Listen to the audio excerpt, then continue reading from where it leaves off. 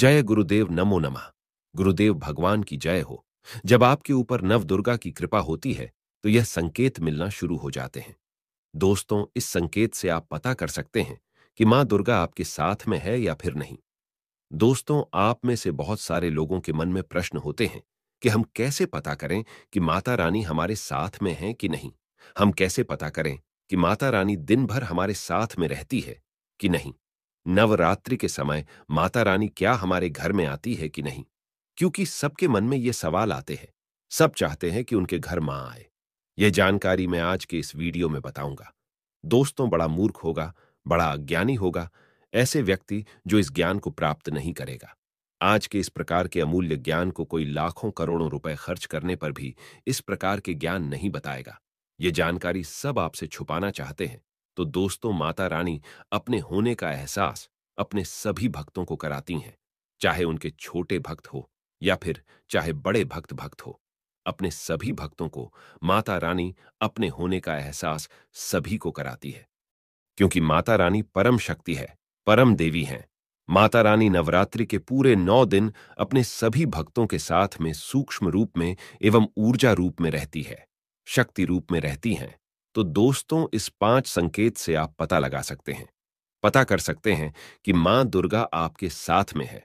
और यह 7 संकेत बताते हैं कि माता रानी आपके घर में आ चुकी है। तो सर्वप्रथम इस वीडियो में यह जानेंगे दोस्तों कि हम कैसे पता करें कि माता रानी हमारे साथ में है। इसके बाद इस वीडियो में यह भी जानेंगे कि किस संकेत से पता करें कि माता रानी हमारे घर में आ चुकी है। तो दोस्तों, माता रानी साथ में अगर हमारे होते हैं तो इस प्रकार के 5 संकेत मिलते हैं। कौन कौन से संकेत है, आइए थोड़ा इस वीडियो को ध्यान से सुनिएगा।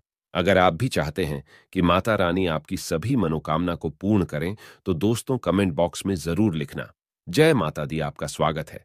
तो आइए जानते हैं उन विशेष संकेतों को। तो जब माता रानी आपके साथ में होती है तो ये 5 संकेत मिलते हैं। जब आपको पूजा के दौरान आंसू आने लगे। वैसे दोस्तों, हम डेली की पूजा करते हैं लेकिन आंसू नहीं निकलते। लेकिन नवरात्रि के समय जब आप पूजा करें और आंसू आने लगे तो समझ जाना माता रानी आपके साथ में है। या फिर अगर आपको पूजा के दौरान ऐसा लगने लगे कि कोई आपके पीछे में खड़े हैं तो समझ जाना माता रानी आपके साथ में, हमेशा आपके साथ में है। वह ऊर्जा स्वरूप बनकर के शक्ति स्वरूप बनकर के हैं। यह प्रथम संकेत है। दूसरा संकेत है कि अगर जुगनू टिमटिमाते हुए आपके कपड़े या शरीर पर चिपक जाएं, अगर जुगनू टिमटिमाते हुए आपके कपड़े या फिर शरीर में चिपक जाए तो समझ जाना माता रानी आपके साथ में है। क्योंकि दोस्तों, जुगनू को जोगिन कहा जाता है और यह माता रानी की परम सेविका है। जहां पर माता रानी की शक्तियां होती हैं, ऊर्जा स्वरूप होती है, वहां पर जाकर के स्वतः ही चिपक जाते हैं तो आपके साथ में माता रानी रहेंगे। तो आपके शरीर में स्वतः ऊर्जा शक्ति जागृत हो जाएंगे। तो ये आकर के जबरदस्ती चिपकने लगते हैं। ये दूसरा संकेत है। तीसरा संकेत है, रात में अचानक झटके के साथ आपकी नींद खुल जाए तो समझ जाना माता रानी आपके साथ में और माता रानी आपको जगाना चाहती है। माता रानी आपको कुछ संकेत देना चाहती है। इसके बाद चौथा संकेत है कि आपके आसपास में अगर इत्र है, लोबान है, धूप है, चमेली है या फिर अन्य पुष्प जो कि आपके घरों के आसपास में नहीं पाए जाते हैं, लेकिन फिर भी आपको उसकी सुगंध आ रही है, तो समझ जाना चाहिए कि माता रानी आपके साथ ही मौजूद है। माता रानी जब आपके पास में होते हैं दोस्तों, लोबान की खुशबू आती है, धूप और चमेली के पुष्पा की खुशबू आती है और ऐसे पुष्पा की खुशबू आती है दोस्तों जिसकी सुगंध हमने कभी नहीं ली, जो कि हमारे घरों के आसपास में नहीं होती। तो इस संकेत से भी आप पता कर सकते हैं कि माता रानी आपके साथ में ही है। अब 5वां संकेत जानते हैं। नवरात्रि के दौरान अगर आपको स्वप्न में कोई छोटी कन्या दिखाई देती है, क्योंकि छोटी कन्या को देवी का ही स्वरूप माना जाता है, तो नवरात्रि में अगर आपको छोटी कन्या दिख जाए या फिर लाल वस्त्र दिख जाए, लाल कलर की झंडा दिख जाए, तो समझ जाना चाहिए कि माता रानी आपके साथ में ही है।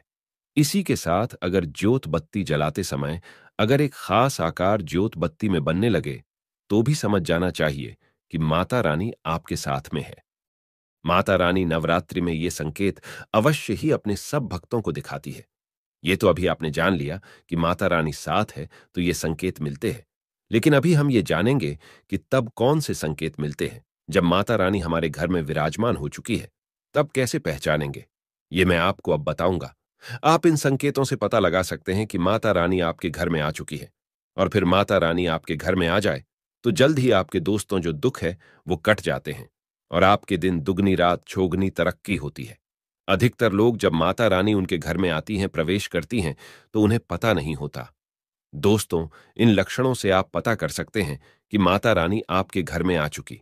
फिर दोस्तों, आपको अपने पूजा पाठ को में रोज एक पुष्प कोई भी माता रानी को भेंट करना है, क्योंकि इससे फिर तत्काल मनोकामना पूर्ण होने लगती है। मां दुर्गा चैतन्य होती, इसलिए इन दिनों में की गई सच्ची भक्ति का परिणाम माता दुर्गा हमें तुरंत दिखा देती है। इस समय गलत कर्म करने से चैतन्य होने के कारण माता अगर हम बुरा कर्म करें तो बुरा परिणाम भी तत्काल दिखाती एवं दंडित भी करती हैं। नवरात्र के पूरे 9 दिन हमें पूर्ण रूप से सात्विक विचार से रहना चाहिए। हमें 9 दिनों तक कपट, छल और द्वेष आदि का परित्याग कर देना चाहिए। मां दुर्गा जिस घर में आती हैं, उस घर को तीर्थों से भी ज्यादा पवित्र एवं शुद्ध कर देती हैं। वहां रहने वाले सभी लोग की बुद्धि भक्तिमय हो जाता है और घर एकदम शांत रहता है। आप भी अपने घर में चेक करना। ये अगर 7 में से कोई भी एक संकेत आपको मिलने लगे तो समझ जाना माता रानी आपके घर में आ चुकी है। तो आइए जानते हैं कुछ संकेतों को। संकेत बताने से पहले अभी तक आपने हमारे वीडियो को लाइक नहीं कि तो वीडियो को लाइक कर चैनल को सब्सक्राइब जरूर कर लेना। स्पिरिचुअल ट्री चैनल का मकसद है जनहित एवं जन कल्याण करना। कई बार माता रानी हमारे घर में ही प्रवेश कर विराजमान हो जाती है, लेकिन हम अपनी ही मूर्खता के कारण इसे पहचान नहीं पाते और माता रानी के लिए कुछ नहीं कर पाते।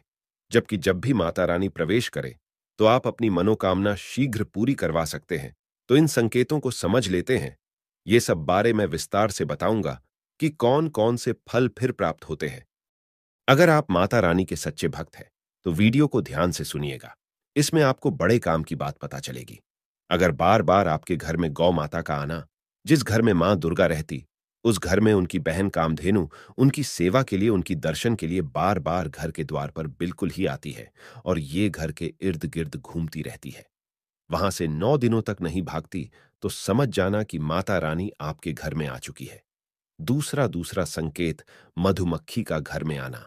देखिए, मधुमक्खी को मां दुर्गा की ब्राह्मरी स्वरूप कहे गए हैं। जिस घर में नवरात्रि में मधुमक्खी आती है तो समझ जाना उस घर में माता रानी आ चुकी है, क्योंकि जो मधुमक्खी है यह मां दुर्गा के ही स्वरूप कहे गए हैं और ये अपने पूर्ण स्वरूप के दर्शन के लिए, अर्थात नव दुर्गा के दर्शन के लिए सेविका बनकर के आती है।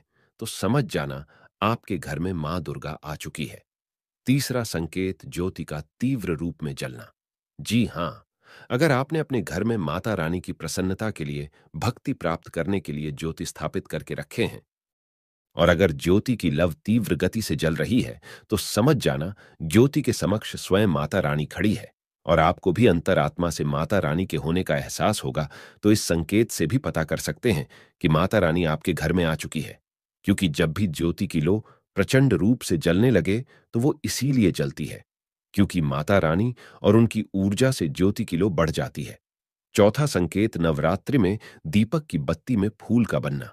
अगर आपकी दीपक की बत्ती में अचानक से फूल बनने लगे तो समझ जाना नव दुर्गा माता आपके ऊपर बहुत प्रसन्न है। आपके ऊपर वह पूर्ण रूप से कृपा बरसा रही है और माता रानी आपके घर में आ चुकी है। अब आपके सभी कष्टों को दूर करके माता रानी इस लोक से फिर जाएगी, अर्थात आपके घर से जाएगी। पांचवा संकेत बताते हैं कि बार बार घर में अगर काले चींटी निकलने लगे, अगर काले चींटी समूहबद्ध निकल रहे हैं और रास्ता काट रहे हैं, तो समझ जाना माता रानी आ चुकी है। छठवां संकेत, अचानक घर में मनमोहक सुगंध आने लगे। यदि आपको अपने घर में अचानक से इत्र जैसा कोई सुगंध आने लगे, तीव्र सुगंध आने लगे, ठंडी हवा चलने लगे, तो समझ जाना माता रानी आ चुकी है और अपना होने का एहसास आपको करा रही है। तो इस संकेत से भी पता कर सकते हैं माता रानी आपके घर में आ चुकी है। सातवां संकेत, फटे कपड़े पहने। अगर कोई याचक आ जाए तो समझ समझ जाना माता रानी आपके द्वार पर याचक बनकर के आ चुकी है। नवरात्रि में कोई भी याचक आए तो खाली हाथ मत जाने देना, क्योंकि स्वयं माता रानी परीक्षा लेने के लिए हमारे घर में याचक बनकर के आ जाती है। तो यह 7 संकेत बताती हैं कि माता रानी आपके घर में आ चुकी है और आपसे काफी प्रसन्न है। इनमें से आपको कौन सी एक संकेत मिला है, कमेंट सेक्शन में जरूर बताना। नवरात्रि के 9 दिनों में भूलकर भी ना करें। ये 10 काम मां दुर्गा होती हैं, क्रोधित, घर में आती हैं, दरिद्रता एवं गरीबी।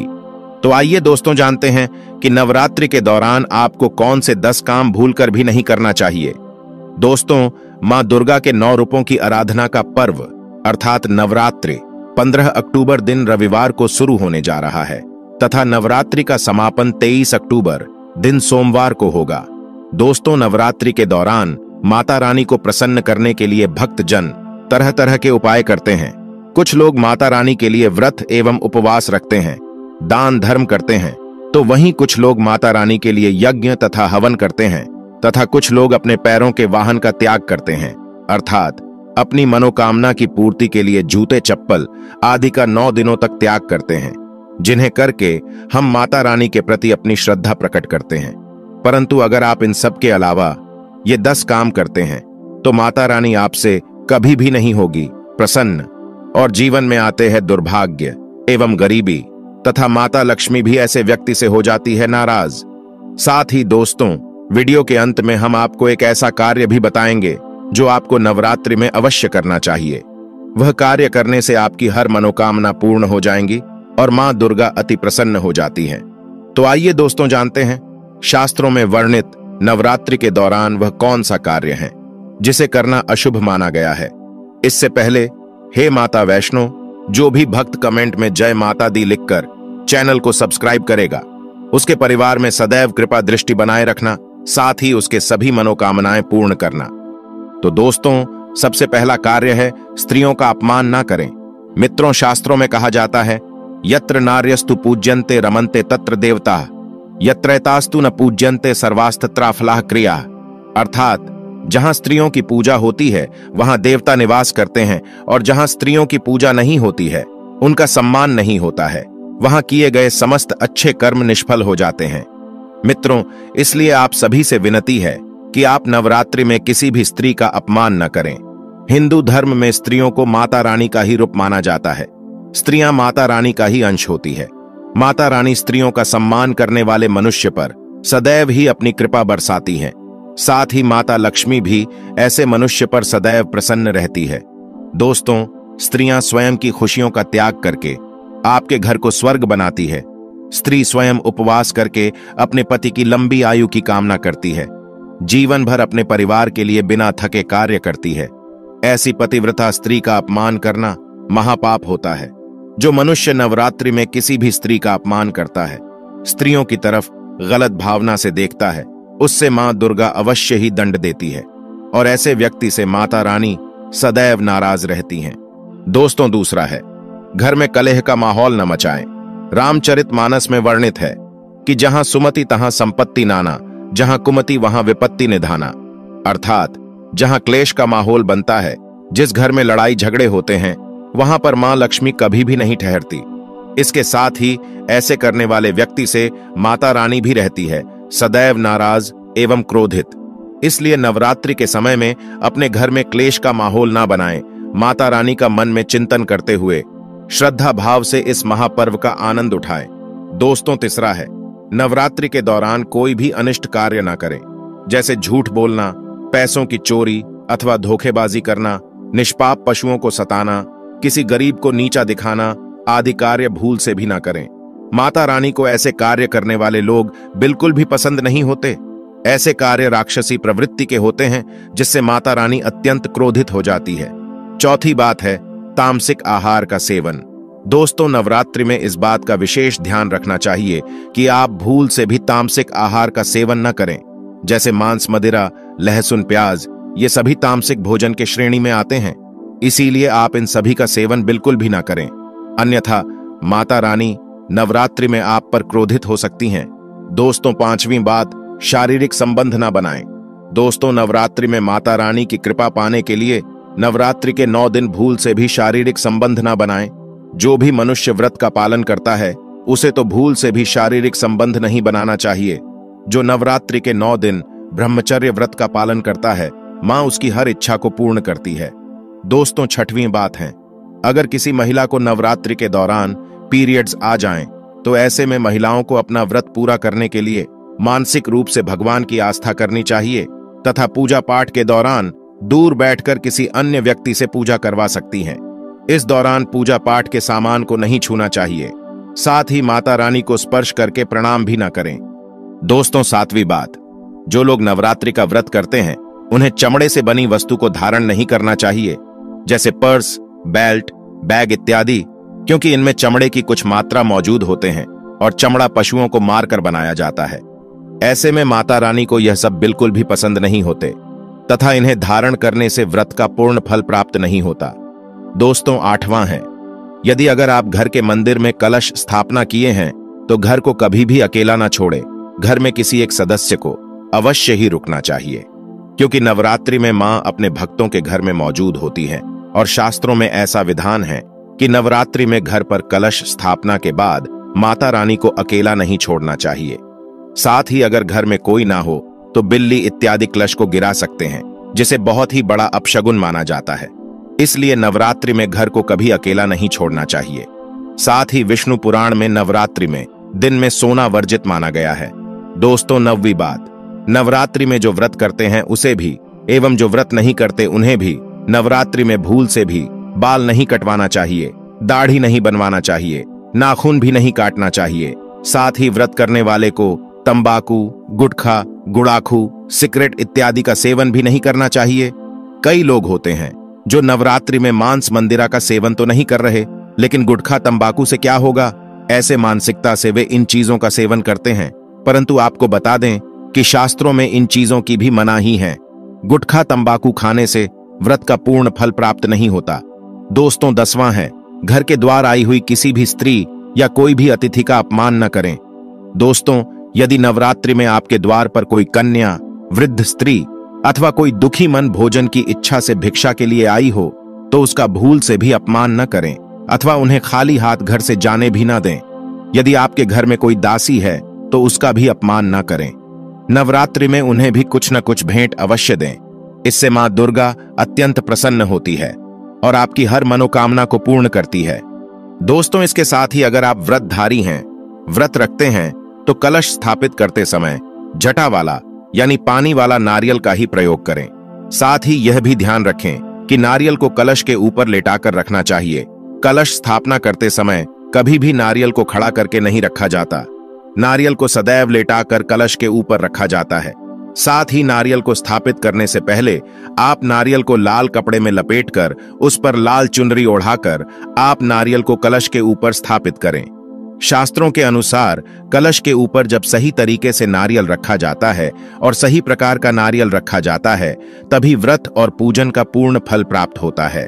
साथ ही यह भी ध्यान रहे कि महिलाएं माता रानी को नारियल अर्पित कर सकती हैं, लेकिन कभी भी माता रानी के सामने नारियल को भूलकर भी नहीं तोड़ना चाहिए, क्योंकि नारियल का बिस रूप होता है और स्त्रियां बिस रूप से ही शिशु को जन्म देती हैं। इसीलिए कभी भी महिलाओं को नारियल नहीं तोड़ना चाहिए। नवरात्रि में माता रानी का व्रत और पूजन किया जाता है, लेकिन नवरात्रि के दौरान सबसे ज्यादा महत्व होता है कन्या पूजन का। दोस्तों, माना जाता है कि माता रानी व्रत उपवास से जितना प्रसन्न होती हैं, उससे 10 गुना ज्यादा प्रसन्न कन्या पूजन से होती है। नवरात्रि में छोटी छोटी कन्याओं को माता रानी का स्वरूप माना जाता है। कन्याओं को भोग लगाया जाता है, उन्हें प्रसन्न किया जाता है और बदले में आशीर्वाद मांगा जाता है। कन्याओं को प्रसन्न करने के लिए गिफ्ट वगैरह आदि उपहार दिए जाते हैं।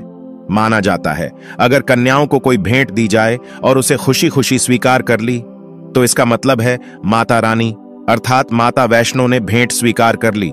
जिन पर वो कन्याएं प्रसन्न हो गईं तो समझो उन्हें माता रानी का आशीर्वाद मिल गया और माता रानी की कृपा से उन्हें मुंह मांगा वरदान प्राप्त होता है।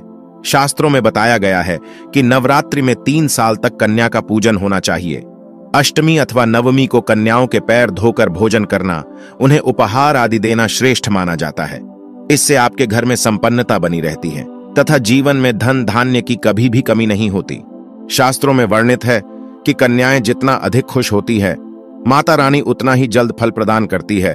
ऐसे में आप कन्याओं को चॉकलेट बॉक्स दे सकते हैं तथा खूबसूरत कपड़े दे सकते हैं। याद रहे काले कपड़े ना दें और स्टील के बर्तन भी गिफ्ट के तौर पर दे सकते हैं। याद रहे कि कन्याओं को लोहे का कोई भी सामान नहीं देना चाहिए। दोस्तों, जब कन्याएं आपके घर से पूजा एवं भोजन के बाद अपने घर के लिए प्रस्थान करें तो उनके चरण जरूर छू ले और अपने मन में अपनी प्रार्थना को, अपनी मन की इच्छा को कन्याओं को विदा करते समय अवश्य प्रकट करें। सच्चे दिल से मांगी गई मुराद माता रानी अवश्य पूरे करते हैं। प्रिय भक्तों, आज के वीडियो में बस इतना ही। शास्त्रों में वर्णित हमारे द्वारा दी गई जानकारी आपको अच्छी लगी हो तो वीडियो को लाइक अवश्य करें और कमेंट बॉक्स में जय माता दी, हर हर महादेव अवश्य लिखें। धन्यवाद।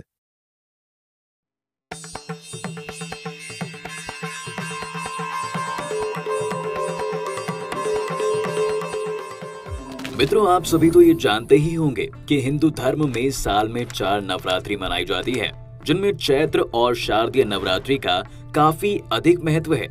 और आप सभी ने देखा होगा कि नवरात्रि के पहले दिन कलश स्थापन किया जाता है और फिर किसी मिट्टी के पात्र में जौ बोते हैं। लेकिन क्या आप जानते हैं कि नवरात्रि के पहले दिन जौ क्यों बोया जाता है? अगर नहीं तो इस वीडियो को अंत तक जरूर देखें। नमस्कार दोस्तों, द डिवाइन टेल्स पर आपका एक बार फिर से बहुत बहुत स्वागत है। मित्रों, ऐसा माना जाता है कि जौ बोने की परंपरा शाकंभरी देवी से जुड़ी हुई है, जिससे जुड़ी कथा का वर्णन दुर्गा सप्तशती से किया गया है। दुर्गा सप्तशती के 11वें अध्याय में वर्णित कथा के अनुसार देवी और देवताओं की स्तुति से प्रसन्न होने पर शाकंभरी देवी सभी देवी देवताओं से कहती है कि देवताओं, जब पृथ्वी पर 100 वर्षों के लिए वर्षा रुक जाएगी और पानी का अभाव हो जाएगा, उस समय मुनियों के स्तवन यानी स्तुति करने पर मैं पृथ्वी पर अयोनिजा रूप में प्रकट होंगी और अपने 100 नेत्रों से मुनियों को देखूंगी। अतः मनुष्य शताक्षी नाम से मेरा कीर्तन करेंगे। देवताओं, उस समय मैं अपने शरीर से उत्पन्न हुए शाकों द्वारा समस्त संसार का भरण पोषण करूंगी और जब तक वर्षा नहीं होगी तब तक वे शाक ही सबके प्राणों की रक्षा करेंगे। ऐसा करने के कारण पृथ्वी पर शाकंभरी के नाम से मेरी ख्याति होगी। और ऐसा माना जाता है कि देवी के शरीर से उत्पन्न हुए शाक जौ ही थे और इसीलिए हिंदू धर्म में कोई भी शुभ काम जौ के बिना अधूरा माना जाता है। साथ ही ये भी माना जाता है कि सृष्टि में सबसे पहली फसल जौ ही थी और यही वजह है कि जौ को हिंदू धर्म ग्रंथों में पूर्ण फसल की मान्यता दी गई है। हिंदू धर्म ग्रंथों में वर्णित कथा के अनुसार एक बार देव गुरु बृहस्पति ने ब्रह्मा जी से सवाल किया कि हे ब्रह्मा, नवरात्रि क्यों मनाई जाती है? तब ब्रह्मा जी ने कहा, बृहस्पति, तुम्हारे इस प्रश्न का हल इस कथा में छुपा है। बहुत साल पहले मनोहर नगर में एक अनाथ ब्राह्मण रहा करता था जिसका नाम पिठत था। वह देवी दुर्गा का बहुत बड़ा भक्त हुआ करता था। युवा होने पर उसकी शादी हुई और फिर कुछ दिनों के बाद उसकी पत्नी ने एक कन्या को जन्म दिया जिसका नाम सुमति रखा गया। जब उस कन्या को ज्ञान हुआ तो जब भी पिठत देवी दुर्गा की पूजा अर्चना करता, वह कन्या वहाँ बैठी रहती। लेकिन एक दिन वह कन्या देवी दुर्गा की पूजा में बैठने की बजाय अपनी सहेलियों संग खेलने चली गई। यह देख पिठत अपनी पुत्री पर क्रोधित हो गया और उसके पास जाकर कहने लगा, रे दुष्ट, आज तुमने माँ दुर्गा की पूजा क्यों नहीं की? इस अपराध के लिए मैं तेरी शादी एक कुष्ठ रोग से ग्रसित युवक से कर दूंगा। पिता की बातें सुनकर सुमति को बड़ा दुख हुआ, लेकिन वह अपने पिता से बोली, पिताजी, मैं आपकी पुत्री हूँ और आप जैसा चाहें वैसा कर सकते हैं। अगर मेरे भाग में कुष्ठ रोगी पति ही लिखा होगा तो मैं क्या कर सकती हूँ? क्योंकि जो इंसान जैसा कर्म करता है उसे वैसा ही फल प्राप्त होता है। क्योंकि कर्म करना मनुष्य के अधीन है पर फल देना ईश्वर के अधीन है। अपनी पुत्री सुमति के मुख से ऐसी बातें सुनकर पिठत का क्रोध और बढ़ गया और इसी क्रोध में आकर उसने कुछ दिनों बाद अपनी कन्या का विवाह एक कुष्ठ रोगी से कर दिया। विवाह के बाद जब सुमति अपने ससुराल को जाने लगी तो पिठत ने कहा कि बेटा, अपने कर्मों का फल भोगो, देखें भाग्य के भरोसे रहकर क्या करती हो। पिता की बातें सुनकर सुमति सोचने लगी, क्या सच में मेरा भाग्य इतना खराब है जो मुझे कुष्ठ रोगी से ग्रस्त पति मिला? फिर वह अपने पति के साथ वन में चली गई और फिर अगले दिन देवी दुर्गा सुमति के सामने प्रकट हुई और बोली, हे पुत्री, मैं तुमसे प्रसन्न हूँ और तुम जो चाहो वह वरदान मांग सकती हो। तब सुमति बोली कि हे देवी, आप कौन हैं? मैंने आपको आज से पहले कभी नहीं देखा। तब माँ दुर्गा बोली, हे पुत्री, मैं आदि शक्ति भगवती हूँ और मैं तुम्हारे पूर्व जन्म के पुण्य के प्रभाव से प्रसन्न हूँ। देवी दुर्गा की बातें सुनकर सुमति ने कहा, माँ, मैं पिछले जन्म में कौन थी? कृपया मुझे विस्तार से बताइए। देवी बोली, पुत्री, पिछले जन्म में तुम भील की पत्नी थी। एक दिन तुम्हारे पति ने चोरी की और सिपाहियों ने तुम दोनों को पकड़कर कारागार में बंद कर दिया। उन लोगों ने तुम दोनों को भोजन भी नहीं दिया। उस समय नवरात्र का दिन चल रहा था और तुम दोनों ने नवरात्र के दिनों में कुछ भी नहीं खाया और ना ही जल पिया था, जिस कारण अनजाने में ही सही लेकिन तुम्हारा 9 दिनों तक नवरात्र का व्रत हो गया और उसी व्रत के प्रभाव से प्रसन्न होकर मैं तुझे यहाँ वरदान देने आई हूँ। तब सुमति बोली, हे माँ, अगर आप मुझे कोई वरदान देना चाहती हैं, तो मेरे पति को कोढ़ से मुक्त कर दीजिए। तब माँ दुर्गा ने कहा, पुत्री, नवरात्रि के एक दिन का पुण्य तुम अर्पण करो, तुम्हारा पति निरोग हो जाएगा। फिर सुमति ने ऐसा ही किया और उसका पति निरोग हो गया। यह देख सुमति देवी की स्तुति करने लगी। सुमति की बातें सुनकर देवी बहुत प्रसन्न हुई और फिर नवरात्र व्रत की विधि विस्तार से बताते हुए कहा, हे पुत्री, नवरात्र में 9 दिन तक विधि पूर्वक व्रत करना। यदि दिन भर का व्रत न कर सके तो एक समय भोजन करें। विद्वान ब्राह्मणों से पूछकर घट स्थापन करें और महाकाली, महालक्ष्मी, महासरस्वती देवी की मूर्तियां स्थापित कर उनकी विधि विधान पूजा करें और पुष्पों से विधि पूर्वक अर्घ्य दें। इन 9 दिनों में जो कुछ दान कर सकती हो वो जरूर करना। नवरात्र व्रत करने से अश्वमेध यज्ञ का फल मिलता है। इसके बाद देवी अंतर ध्यान हो गई। तो मित्रों, आपको नवरात्र से जुड़ी ये कथा कैसी लगी? नीचे कमेंट करके अवश्य बताएं। आज की वीडियो में बस इतना ही। माताएं बहनों, आप सभी को हम बता दें कि जो व्यक्ति नवरात्रि का व्रत रखता है वह इस वीडियो को जरूर देखें। जो माता बहन नवरात्रि का व्रत नहीं भी रखती हैं या फिर पूजा पाठ आप करती हैं या फिर नहीं करते, पर आपको इस वीडियो को जरूर देखना चाहिए, क्योंकि आज की वीडियो में हम आपको बताएंगे कि नवरात्रि के दौरान कुछ ऐसी वस्तुएं हैं जिन्हें आपको भूल कर भी सेवन नहीं करना चाहिए। पर उससे पहले हम आपको बता देते कि इस बार नवरात्रि कितनी तारीख से प्रारंभ हो रही है और कितनी तारीख को समाप्त होगी। माताएं बहनों, आज की वीडियो आप पूरा जरूर देख लेना, क्योंकि आज की वीडियो देखा कि खास और ज्ञानवर्धक होने वाली है। अगर आप माता दुर्गा को मानते हैं तो इस वीडियो को लाइक कर दीजिए और जय मां अंबे, जय मां दुर्गा जरूर लिख दीजिए। ऐसा लिखने से भी आपकी हर मनोकामना इच्छा आज पूरी हो जाएगी, क्योंकि आज की वीडियो बहुत ही खास और ज्ञानवर्धक होने वाली है। इसलिए आप सभी से हाथ जोड़कर निवेदन है, चैनल की इस वीडियो को आप पूरा देख लिखना। माताएं बहनें, आप सभी को हम बता दें कि आश्विन माह में मनाई जाने वाली नवरात्रि को शारदीय नवरात्रि के नाम से जाना जाता है। इसकी शुरुआत हर साल आश्विन माह के शुक्ल पक्ष की प्रतिपदा तिथि से होती है। इस बार 3 अक्टूबर 2024 3 अक्टूबर 2024 से शारदीय नवरात्रि की शुरुआत हो रही है। इसका समापन 11 अक्टूबर 2024 को नवमी पर होगा। वहीं 12 अक्टूबर को दशहरा मनाया जाएगा। आश्विन माह के ये 9 दिन मां दुर्गा की पूजा को समर्पित है। इस अवधि में माता रानी की पूजा करने से जीवन में सुख समृद्धि का वास और धन धान्य में वृद्धि होती है। माताएं बहनों, आप सभी को हम बता दें कि नवरात्रि के पहले दिन कलश स्थापना का विधान है। इससे देवी प्रसन्न होती हैं। चैनल कभी आपको कोई गलत जानकारी नहीं देगा, इसलिए आप वीडियो को लाइक जरूर करें और हर मनोकामना पूरी करती है। धार्मिक मान्यता के अनुसार कलश को ब्रह्मा, विष्णु, महेश और मातृगण का निवास बताया गया है। इसकी स्थापना करने से जातक को शुभ परिणामों की प्राप्ति होती है। इस बार नवरात्रि के पहले दिन ऐंद्र योग के साथ साथ हस्त नक्षत्र का संयोग रहेगा। ऐसे में कलश स्थापना करना और भी शुभ माना जा रहा है। आइए शुभ मुहूर्त से लेकर कलश स्थापना की विधि को जानते हैं। शारदीय नवरात्रि तिथि 2024। इस साल आश्विन मास की शुक्ल पक्ष की प्रतिपदा तिथि का आरंभ 3 अक्टूबर को सुबह 12:19 से होगा। तिथि का समापन 4 अक्टूबर को सुबह 12:19 से होगा। 2:58 पर समाप्त हो रही है। नवरात्रि व्रत के दौरान अक्सर लोगों को कुछ ऐसी चीज खाने की सलाह दी जाती है जो न केवल शरीर को ऊर्जावान बनाए रखती है, बल्कि व्यक्ति को लंबे समय तक भूख भी नहीं लगने देती। लेकिन अक्सर लोग जानकारी की कमी के कारण अपनी डाइट में कुछ ऐसी चीजों को जोड़ लेते हैं जो सेहत को नुकसान पहुंचा सकती हैं। इन चीजों के कारण अक्सर व्यक्ति को पेट से जुड़ी समस्याएं होने लगती हैं। साथ ही थकान और सुस्ती भी आती है। ऐसे में इन चीजों के बारे में पता होना जरूरी है। आज का हमारा लेख इसी विषय पर है। आज हम आपको अपने इस लेख के माध्यम से बताएंगे कि नवरात्रि व्रत के दौरान ऐसी कौन सी चीजें हैं जिनके सेवन से व्यक्ति को नुकसान पहुंच सकता है। नवरात्र व्रत में क्या नहीं खाएं? अनाज। नवरात्र व्रत के दौरान अनाज खाने से बचना चाहिए, क्योंकि यह व्रत में पूरी तरह से वर्जित होते हैं। इसमें गेहूं के आटे से लेकर मकई का आटा, सूजी और सभी प्रकार की दालों से बचना चाहिए। इसकी जगह आप साबूदाने और कट्टू के आटा खा सकते हैं।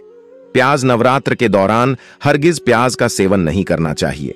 यह तामसिक भोजन में आती है और इसके सेवन से आपका व्रत टूट सकता है। ऐसे फूड्स खाने से भी बचें जिसमें प्याज हो। आप लौकी, आलू और टमाटर का सेवन कर सकते हैं। साथ ही नवरात्र के दौरान लहसुन खाने से भी बचना चाहिए, क्योंकि यह तामसिक भोजन की श्रेणी में आता है। ज्यादा तला भुना नवरात्र के व्रत में कई बार आप लंबे समय तक भूखे रहते हैं।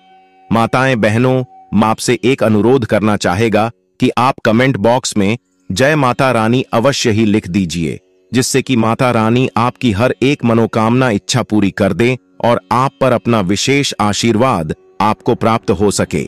इसलिए माता रानी के लिए इस वीडियो को लाइक और कमेंट बॉक्स में जय मां अवश्य ही लिखें। ऐसे में ज्यादा तला भुना खाने से ब्लोटिंग की समस्या हो सकती है। इस कारण आपकी तबीयत भी खराब हो सकती है। इस समस्या से राहत पाने के लिए हल्का और सुपाच्य भोजन खाएं। नवरात्रि में निम्नलिखित चीजें नहीं खानी चाहिए। मांसाहारी भोजन, मांस, मछली, अंडे और अन्य मांसाहारी उत्पाद। ये भोजन तमसिक ऊर्जा को बढ़ाते हैं और आध्यात्मिक विकास को बाधित करते हैं। नवरात्रि में मांसाहारी भोजन खाने से देवी की पूजा का फल नहीं मिलता है। मांसाहारी भोजन से शरीर में नकारात्मक ऊर्जा का प्रवाह होता है और मन अशांत होता है। शराब और नशीले पदार्थ, शराब, बियर, वाइन और अन्य नशीले पदार्थ, ये पदार्थ नकारात्मक ऊर्जा को बढ़ाते हैं और मन को अशांत करते हैं। नवरात्रि में शराब और नशीले पदार्थों का सेवन करने से घर में अशांति और कलह का माहौल बनता है। शराब और नशीले पदार्थों से शरीर और मन दोनों पर नकारात्मक प्रभाव पड़ता है। लहसुन और प्याज। लहसुन, प्याज और अन्य अशुद्ध सब्जियां, ये भोजन तमसिक ऊर्जा को बढ़ाते हैं और आध्यात्मिक विकास को बाधित करते हैं। नवरात्रि में लहसुन और प्याज का सेवन करने से शरीर में गर्मी बढ़ती है और आध्यात्मिक विकास बाधित होता है। लहसुन और प्याज के बजाय अन्य सब्जियों का सेवन करना चाहिए। कच्चा अनाज, कच्चा चावल, कच्चा गेहूं और अन्य कच्चे अनाज, ये भोजन पाचन संबंधी समस्याएं पैदा कर सकते हैं। नवरात्रि में कच्चा अनाज खाने से शरीर में शुद्धता और स्वच्छता नहीं रहता। कच्चा अनाज खाने से शरीर में ऊर्जा की कमी होती है। तेल और घी से बने व्यंजन, फ्राइड फूड, पकौड़े और अन्य तेल और घी से बने व्यंजन, ये भोजन नकारात्मक ऊर्जा को बढ़ाते हैं और शरीर में मेद और कफ बढ़ाते हैं। नवरात्रि में तेल और घी से बने व्यंजनों का सेवन करने से घर में अशांति और कलह का माहौल बनता है। तेल और घी से बने व्यंजनों के बजाय अन्य तेलों का सेवन करना चाहिए। मछली और अन्य समुद्री भोजन, मछली, झींगे और अन्य समुद्री भोजन, ये भोजन तमसिक ऊर्जा को बढ़ाते हैं और आध्यात्मिक विकास को बाधित करते हैं। नवरात्रि में मछली और अन्य समुद्री भोजन खाने से शरीर में तमसिक ऊर्जा का प्रवाह होता है। मछली और अन्य समुद्री भोजन खाने से मन अशांत होता है। अंडे और मांसाहारी उत्पाद। अंडे, मांसाहारी मिठाइयां और अन्य मांसाहारी उत्पाद, ये भोजन तमसिक ऊर्जा को बढ़ाते हैं और आध्यात्मिक विकास को बाधित करते हैं। नवरात्रि में अंडे, नवरात्रि के दौरान इन चीजों को खाने से बचें। कुछ लोग नवरात्रों में अपने दिन की शुरुआत फलों के साथ करते हैं, लेकिन नाश्ते में केवल फल खाना सेहत के लिए नुकसानदायक हो सकता है। मां चैनल एकमात्र ऐसा चैनल है जो फ्री माध्यम से आप सभी को इतनी ज्ञानवर्धक जानकारी देता है। इसलिए आप सभी से हाथ जोड़कर निवेदन है कि महायोग टीवी चैनल की वीडियो को लाइक अवश्य ही कर दीजिए और हर एक माता बहन तक, हर एक सुहागन तक यह वीडियो को जरूर शेयर करें, जिससे कि वह भी इस वीडियो से लाभ ही लाभ उठा सके। और कमेंट बॉक्स में जय माता रानी जरूर लिखें। फल खाने से न केवल शरीर में ब्लड शुगर लेवल तेजी से बढ़ सकता है, बल्कि व्यक्ति को थोड़े ही वक्त में भूख लगना भी शुरू हो जाती है। ऐसे में व्यक्ति को नाश्ते में फलों के साथ साथ सीड्स, ड्राई फ्रूट्स या जूस आदि को भी जोड़ना चाहिए। ऐसा करने से आपकी डाइट नियंत्रित रह सकती है। अक्सर लोग नवरात्रों के व्रत में अपनी डाइट में साबूदाने को जोड़ते हैं। साबूदाने को वह खिचड़ी के रूप में जोड़ते हैं, तो कुछ साबूदाने की टिक्की के रूप में इसका सेवन करते हैं। लेकिन आपको बता दें कि किसी भी चीज की अति हेल्थ को नुकसान पहुंचा सकती है। ऐसा ही कुछ साबूदाने के साथ भी है। यदि साबूदाने की खिचड़ी का सेवन जरूर से ज्यादा किया जाए तो इससे साबूदाने में पाए जाने वाला स्टार्च शरीर में ग्लूकोज के रूप में बदल जाता है, जिसके कारण शरीर में ब्लड शुगर लेवल तेजी से बढ़ने लगता है। बता दें कि ब्लड शुगर लेवल बढ़ने से शरीर में एनर्जी की कमी हो जाती है और व्यक्ति को भूख भी ज्यादा लगती है। ऐसे में व्यक्ति को साबूदाने की खिचड़ी या टिक्की का सेवन सीमित मात्रा में करना चाहिए। हालांकि आप साबूदाने की जगह समा के चावल या कुत्तू को भी जोड़ सकते हैं। आलू, आप व्रत के आलू, दही आलू, जीरा आलू, आलू टमाटर की सब्जी, आलू के पकौड़े इत्यादि बनाकर खा सकते हैं। कद्दू की सब्जी, हलवा, खट्टा मीठा कद्दू की सब्जी या पकौड़े बनाकर खा सकते हैं। शकरकंदी का हलवा, टिक्की या चाट बनाकर खाया जा सकता है। अरबी या कचालू, सूखी अरबी, दही अरबी, अरबी टिक्की, अरबी कटलेट खाया जा सकता है। रतालू, आप सूरन चिप्स, सूरन की सब्जी बनाकर खा सकते हैं। केला या कच्चा केला, कच्चे केले का प्रयोग आप सब्जी, केले के फ्राई और केले के चिप्स बनाकर खा सकते हैं। कच्चा या आधा पका। पपीता, कच्चे पपीते से आप पपीते का हलवा और सलाद बना सकते हैं। टमाटर, आमतौर पर टमाटर को करी या सब्जी में डाला जाता है। इसके अलावा चटनी बनाकर खा सकते हैं। कुछ लोग व्रत में पालक, लौकी, खीरा और गाजर इत्यादि का भी इस्तेमाल करते हैं। कुछ अन्य सामग्री खाने की लिस्ट। साबूदाना, उपवास के दौरान साबूदाना कई लोगों का पसंदीदा आहार होता है। आप साबूदाना की खिचड़ी, साबूदाना वड़ा, थाली पीठ, पकौड़ा, लड्डू, टिक्की, भेल और खीर इत्यादि बनाकर खा सकते हैं। मखाना या फूल मखाना, मखाना की खीर, भुना हुआ मखाना, आलू मखाना खा सकते हैं। सभी तरह के ड्राई फ्रूट्स, सभी तरह के फल, दूध से बनी सामग्री, इमली। कोकम, यदि आप नवरात्रि का उपवास रख रहे हैं तो ब्रह्मचर्य व्रत का पालन करें। इन 9 दिनों में झूठ नहीं बोलना चाहिए और क्रोध नहीं करना चाहिए। इन 9 दिनों में किसी भी प्रकार से किसी महिला या कन्या का अपमान न करें। इन 9 दिनों में यदि आप उपवास नहीं भी कर रहे हैं तो भी आपको गुटखा, पान, मद्यपान, मांस भक्षण और मसालेदार भोजन नहीं करना चाहिए। व्रत में बार बार जल पीने से भी बचना चाहिए। अधिकतर लोग 2 समय खूब फरियाली खाकर उपवास करते हैं। ऐसा करने से व्रत का फल नहीं मिलता है। उपवास को उपवास के तरीके से ही करना चाहिए। नवरात्रि के दौरान रसोपवास, फलोपवास, दुग्धोपवास, लघु उपवास, अधोपवास और पूर्णोपवास किया जाता है। जिसकी जैसी क्षमता होती है वह वैसा उपवास करता है। व्रत में यात्रा, सहवास, वार्ता, भोजन, गाली बकना आदि त्याग कर नियम पूर्वक व्रत रखना चाहिए तो ही उसका फल मिलता है। परंतु कई लोग ऐसा नहीं करते हैं। अशौच अवस्था में व्रत नहीं करना चाहिए। जिसकी शारीरिक स्थिति ठीक न हो, व्रत करने से उत्तेजना बढ़े और व्रत रखने पर व्रत भंग होने की संभावना हो, उसे व्रत नहीं करना चाहिए। रजस्वरा स्त्री को भी व्रत नहीं रखना चाहिए। यदि कहीं पर जरूरी यात्रा करनी हो तब भी व्रत रखना जरूरी नहीं है। युद्ध के जैसी स्थिति में भी व्रत त्याज्य है। माता जी का व्रत रखकर शास्त्र सम्मत विधिवत पूजा अर्चना करना चाहिए। माता बहनों, वीडियो को लाइक जरूर कर दे और महायोग टीवी चैनल को सब्सक्राइब ना किया हो तो जरूर कर दे। व्रत को बीच में ही तोड़ना नहीं चाहिए। यदि कोई गंभीर बात हो तो ही माता से क्षमा मांगकर ही व्रत तोड़ा जा सकता है। अधोपवास, अर्थात यदि एक समय भोजन करने का व्रत ले रखा है तो यह भी जानना जरूरी है कि भोजन में क्या खान और क्या नहीं खाना चाहिए। जैसे नवमी के दिन लौकी नहीं खाते हैं, सप्तमी, अष्टमी या नवमी के दिन व्रत का पारण कर रहे हैं तो व्रत का उद्यापन जरूर करें और 9 कन्याओं को भोजन कराकर उन्हें दक्षिणा देना चाहिए। तभी व्रत का फल मिलता है, जो आपको रोज सुबह नवरात्रि के दौरान करने चाहिए। मित्रों, आगे बढ़ने से पहले आप सभी से हाथ जोड़कर निवेदन, चैनल की इस वीडियो को आप लाइक जरूर कर दें और हर एक उसे माता बहन का जरूर शेयर करें, यानी कि जिसके जीवन में दुख समस्या खत्म होने का नाम नहीं रहे हैं। व्यक्ति को यह वीडियो की जरूरत है जिससे कि हर कोई इस वीडियो से लाभ ही लाभ उठा सके और वीडियो को लाइक और शेयर जरूर करें। साथ ही साथ कमेंट के नीचे जय मां दुर्गा जरूर लिखें। मां दुर्गा के दरबार के अंदर आपकी हाजिरी लग जाए। आप बात करते हैं आपको कौन से उपाय करने चाहिए। दोस्तों, नवरात्रि का दौरान पिता का दिन होता है, अच्छा पवित्रता का दिन होता है। माताएं बहनों, महायोग टीवी चैनल आपको कभी कोई गलत जानकारी नहीं देगा। इसलिए आप सच्ची हृदय से वीडियो को लाइक जरूर करें और ज्यादा से ज्यादा शेयर करें, जिससे कि माता दुर्गा की यह वीडियो भारत की हर कोने में पहुंच सके। क्योंकि हमारा यह संकल्प है कि भारत की हर कोने में महायोग टीवी चैनल की यह वीडियो पहुंची और उससे वह लाभ ही लाभ, हर माता बहन इस वीडियो से लाभ ही लाभ उठा सके। इसीलिए आप इस वीडियो को ज्यादा से ज्यादा शेयर करें और कमेंट बॉक्स में जय मां दुर्गा अवश्य ही लिखें, जिससे कि माता दुर्गा की कृपा आप पर एवं आपके पूरे परिवार पर हमेशा ही बनी रहे। जय मां दुर्गा।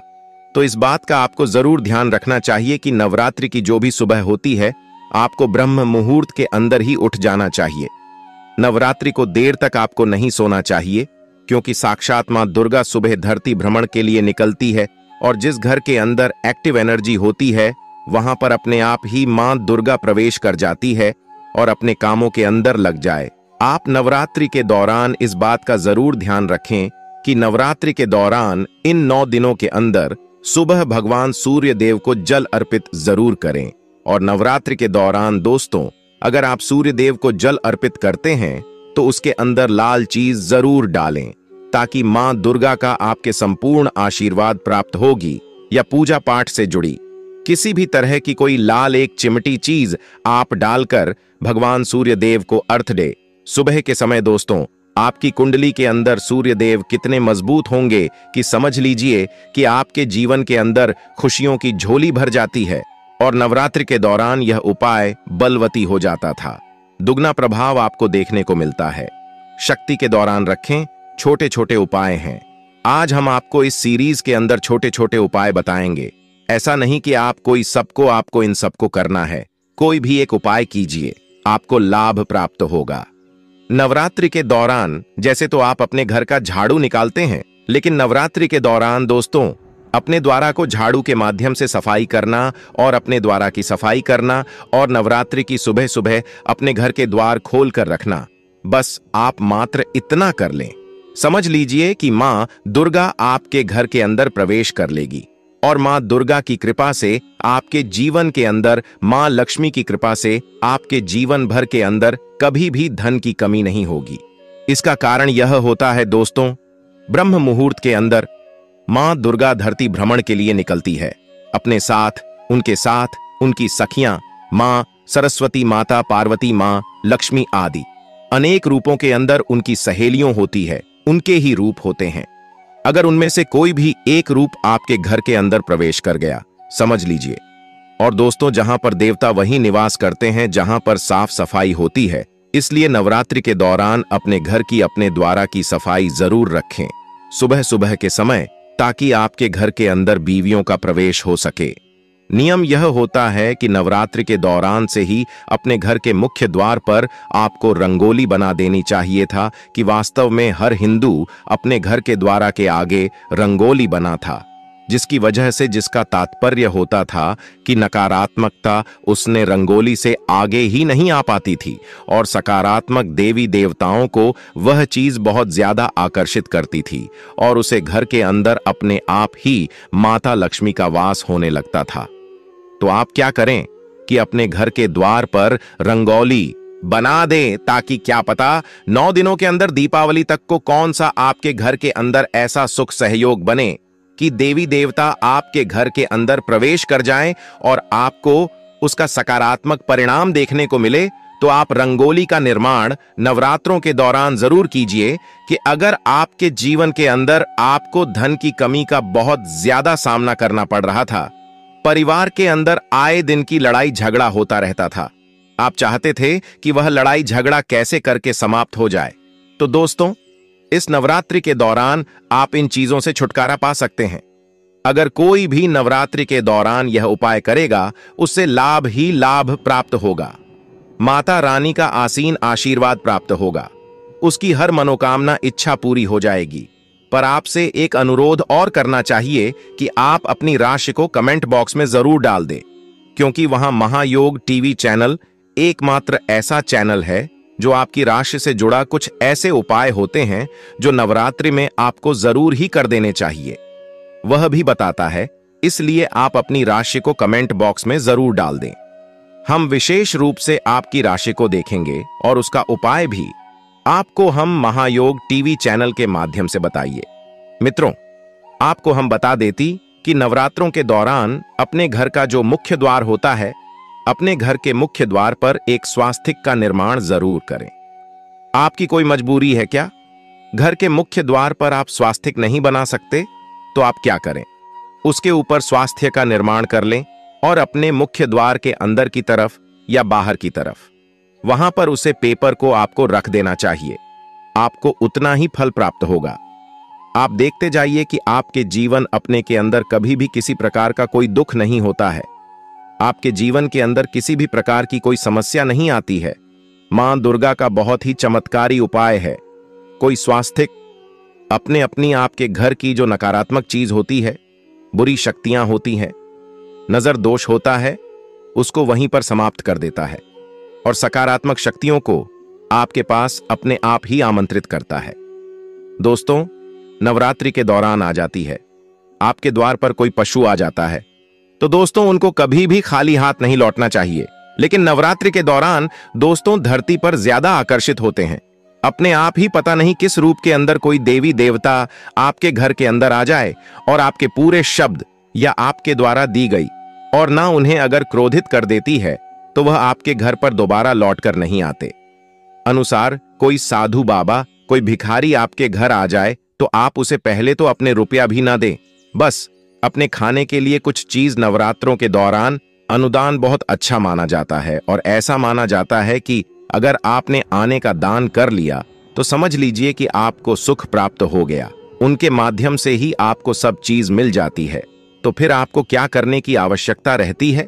इसलिए नवरात्रि के दौरान अपने द्वार पर सुबह के समय अगर कोई आता है तो आप उससे कुछ न कुछ देखकर ही आप घर से विदा करें कि नवरात्रि के रोज सुबह आपको एक उपाय कर देना चाहिए। निश्चित तौर से धन से भर देती है, नहीं, आपको कोई प्रकार का कोई समस्या आने वाली है।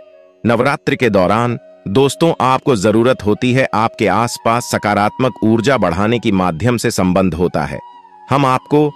हमने भी आपको कितनी बार ही बोला है कि तुलसी को दीपक रात्रि के समय जलाना चाहिए और तुलसी के आगे रात्रि के समय दीपक जलाकर तुलसी मित्रों का जाप करना चाहिए कि घर के अंदर जो तुलसी का पौधा है, सुबह ब्रह्म मुहूर्त के अंदर अर्थात कि सूर्य उदय होता है और आप भगवान सूर्य देव को जल देते हैं। इस समय एक नियम बनाने की, उसमें आप एक शुद्ध घी का दीपक तुलसी के आगे जरूर करें और साथ ही साथ धूप दीप अगरबत्ती भी आपसे संभोग हो तो ज्यादा से ज्यादा आप करें, क्योंकि दोस्तों नवरात्रों के दौरान तुलसी माता को सुबह और शाम के समय, वैसे भी आगे कार्तिक का महीना होता है, समझ लीजिए कि कार्तिक महीने के अंदर जितनी ज्यादा तुलसी की पूजा की जाए उतना ही ज्यादा आपको प्रभाव देखने को मिलता है। क्योंकि दोस्तों कार्तिक का महीना तुलसी माता को समर्पित महीना होता है और अगर आप इन दिनों के दौरान तुलसी को सुबह और शाम घी का दीपक करते हैं, आप उसके अंदर एक इलायची डाल सकते हैं ताकि उसकी सकारात्मक आपके घर के पूरी तरफ आवरण बना लेती है। और दोस्तों अगर समझ लीजिए कि मां दुर्गा को, इस चीजों की मां लक्ष्मी को इन चीजों की सुगंध मात्र ही दौड़ी चली आती है और आपको तो समझ लीजिए कि आपके घर के अंदर उनका स्थायी निवास हो जाता है और आने वाला जो आपका समय रहता है बहुत ही अच्छा रहता है। आने वाले समय के अंदर आपको किसी भी प्रकार की कोई विपत्ता का सामना नहीं करना पड़ता। इतना प्रभावशाली और यह छोटा सा उपाय है, बस आपको करना कुछ नहीं है, ना आपकी कुछ ज्यादा लागत आने वाली है। समझ लीजिए कि आप देवी देवताओं को अपने घर में आमंत्रित कर लेंगे, मां दुर्गा को आप अपने घर के अंदर आमंत्रित कर लेंगे तो आपको किस चीज की जरूरत पड़ने वाली है और आपके जीवन के अंदर कभी भी किसी प्रकार का कोई दुख दारुणिया नहीं रहने वाला है। जो भी व्यक्ति उपाय को करेगा उसकी हर मनोकामना इच्छा पूरी होगी। माता रानी का मिलेगा असीम आशीर्वाद होगी। हर मनोकामना अच्छा 24 घंटे के अंदर ही पूरी। अभी तक आपने इस वीडियो को अपनी हर एक माता बहन के चरण किया हो तो जरूर कर दीजिए और हर एक ग्रुप में भी उसे वीडियो को जरूर शेयर करें ताकि हर एक सुहागन को यह ज्ञानवर्धक जानकारी उन तक पहुंच सके और वह लाभ ही लाभ उठा सके। माताएं बहनों, महायोग टीवी चैनल कभी आपको कोई गलत जानकारी नहीं देगा। कि नवरात्रों के दौरान रोज सुबह आपसे जितना ज्यादा हो सके, ऐसा नहीं कि आप हजारों रुपए खर्च करें, आप 10 रुपए भी खर्च कर सकते हैं, हजारों रुपए भी कर सकते हैं। अपने समर्थ के अनुसार जितना ज्यादा हो सके नवरात्रि के पूरे 9 दिनों के दौरान छोटी छोटी कन्याएं हैं, आप उनको खुश रखने का प्रयास करें, आप उनको उनकी जरूरत का सामान दिलवाएं। छोटी कन्याओं को तो निश्चित तौर पर दोस्तों आपके घर के अंदर अपने आप ही बिना पूजा पाठ कीजिए, आपको मां दुर्गा का फल प्राप्त हो जाएगा। देवी दुर्गा सदैव आपके घर के ऊपर, आपके जीवन के ऊपर प्रसन्न रहती है। नवरात्रि के दौरान तृतीया, पंचमी, सप्तमी और नवमी के दिन अपने आसपास स्थित किसी शिव मंदिर में जाएं, वहां भगवान शिव एवं मां पार्वती पर जल एवं दूध चढ़ाएं और पंचोपचार चंदन, पुष्प, धूप, दीप एवं नैवेद्य से उनका पूजन करें। अब मौली, पूजा में उपयोग किया जाने वाला लाल धागा से उन दोनों के मध्य गठबंधन करें। अब वहां बैठकर लाल चंदन की माला से मंत्र का जाप 108 बार करें। मंत्र: हे गौरी शंकरार्धांगी यथा त्वं शंकर प्रिया तथा मां कुरु कल्याणी कांत कांता सुदुर्लभाम। इसके बाद 3 महीने तक रोज इसी मंत्र का जाप शिव मंदिर में अथवा अपने घर के पूजा कक्ष में मां पार्वती के सामने 108 बार करें। घर पर भी आपको पंचोपचार पूजा करनी है। शारदीय नवरात्रि के चमत्कारिक 11 उपाय धन, नौकरी, स्वास्थ्य, प्रमोशन आदि मनोकामनाएं होंगी। पूरी धन, नौकरी, स्वास्थ्य, संतान, विवाह, प्रमोशन आदि कई मनोकामनाएं इन 9 दिनों में किए गए उपायों से प्राप्त हो सकती हैं। 9 दिनों तक चलने वाले नवरात्र पर्व में माता के विभिन्न स्वरूपों की पूजा की जाती है और उन्हें प्रसन्न करने के लिए विभिन्न साधनाएं भी की जाती हैं। नवरात्रि में मनचाही सफलता के लिए विशेष उपाय भी किए जाते हैं। वहीं तंत्र शास्त्र के अनुसार नवरात्रि में किए गए उपाय जल्दी ही शुभ फल प्रदान कर सकते हैं। धन, नौकरी, स्वास्थ्य, संतान, विवाह, प्रमोशन आदि कई मनोकामनाएं इन 9 दिनों में किए गए उपायों से प्राप्त हो सकती है। पंडित गणेश शर्मा के अनुसार उपाय इस प्रकार हैं। मनपसंद वर के लिए उपाय: पंचमी श्राद्ध आज अविवाहित पूर्वजों के लिए किया जाता है तर्पण और पिंडदान। नवरात्रि के दौरान तृतीया, पंचमी, सप्तमी और नवमी के दिन अपने आसपास स्थित किसी शिव मंदिर में जाएं, वहां भगवान शिव एवं मां पार्वती पर जल एवं दूध चढ़ाएं और पंचोपचार चंदन, पुष्प, धूप, दीप एवं नैवेद्य से उनका पूजन करें। अब मौली, पूजा में उपयोग किया जाने वाला लाल धागा से उन दोनों के मध्य गठबंधन करें। अब वहां बैठकर लाल चंदन की माला से मंत्र का जाप 108 बार करें। मंत्र: हे गौरी शंकरार्धांगी यथा त्वं शंकर प्रिया तथा मां कुरु कल्याणी कांत कांताम सुदुर्लभाम। इसके बाद 3 महीने तक रोज इसी मंत्र का जाप शिव मंदिर में अथवा अपने घर के पूजा कक्ष में मां पार्वती के सामने 108 बार करें। घर पर भी आपको पंचोपचार पूजा करनी है। शीघ्र विवाह के लिए उपाय: नवरात्रि में शिव पार्वती का एक चित्र अपने पूजा स्थल में रखें और उनकी पूजा अर्चना करने के पश्चात मंत्र का 3, 5 या 10 माला जाप करें। जाप के बाद भगवान शिव से विवाह में आ रही बाधाओं को दूर करने की प्रार्थना करें। मंत्र: ऊं शम शंकराय सकल जन्मार्जित पाप विध्वंसनाय पुरुषार्थ चतुष्टय लाभाय च पतिम में देहि कुरु कुरु स्वाहा। दाम्पत्य सुख के लिए उपाय: यदि जीवन साथी से अनबन होती रहती है तो नवरात्रि में प्रतिदिन नीचे लिखी चौपाई को पढ़ते हुए 108 बार अग्नि में घी से आहुतियां दें। अब नित्य सुबह उठकर पूजा के समय इस चौपाई को 21 बार पढ़ें। यदि संभव हो तो अपने जीवन साथी से भी इस चौपाई का जाप करने के लिए कहें। चौपाई: सब नर करहिं, परस्पर प्रीति चलहिं, स्वधर्म निरत श्रुति, नीति धन लाभ के लिए उपाय: नवरात्रि के समय कम से कम 5 दिन सभी कार्यों से निवृत्त होकर उत्तर दिशा की ओर मुख करके पीले आसन पर बैठ जाएं। अपने सामने तेल के 9 दीपक जला लें। ये दीपक साधना काल तक जलते रहने चाहिए। दीपक के सामने लाल चावल को रंग लें कि एक ढेरी बनाएं। फिर उस पर एक श्रीयंत्र रखकर उसका कुमकुम, फूल, धूप तथा दीप से पूजन करें। उसके बाद एक प्लेट पर स्वस्तिक बनाकर उसे अपने सामने रखकर उसका पूजन करें। श्रीयंत्र को अपने पूजा स्थल पर स्थापित कर लें और शेष सामग्री को नदी में प्रवाहित कर दें। इस प्रयोग से आपको अचानक धन लाभ होने के योग बन सकते हैं। मनचाही दुल्हन के लिए उपाय: नवरात्रि के समय जो भी सोमवार आए उस दिन सुबह किसी शिव मंदिर में जाएं वहां शिवलिंग पर दूध, दही, घी, शहद और शक्कर चढ़ाते हुए उसे अच्छी तरह से साफ करें। फिर शुद्ध जल चढ़ाएं और पूरे मंदिर में झाड़ू लगाकर उसे साफ करें। अब भगवान शिव की चंदन, पुष्प एवं धूप, दीप आदि से पूजा अर्चना करें। रात 10 बजे बाद अग्नि प्रज्वलित कर ऊनम शिवाय मंत्र का उच्चारण करते हुए घी से 108 आहुति दें। अब 40 दिनों तक नित्य इसी मंत्र का 5 माला जाप भगवान शिव के सम्मुख करें। इससे शीघ्र ही आपकी मनोकामना पूर्ण होने के योग्य बनेंगे। इंटरव्यू में सफलता का उपाय: नवरात्रि में मंगल, गुरु और शुक्र के दिन सुबह जल्दी उठकर स्नान आदि करने के बाद सफेद रंग का सूती आसन बिछाकर पूर्व दिशा की ओर मुख करके उस पर बैठ जाएं। अब अपने सामने पीला कपड़ा बिछाकर उस पर एक 108 दानों वाली स्फटिक की माला रख दें।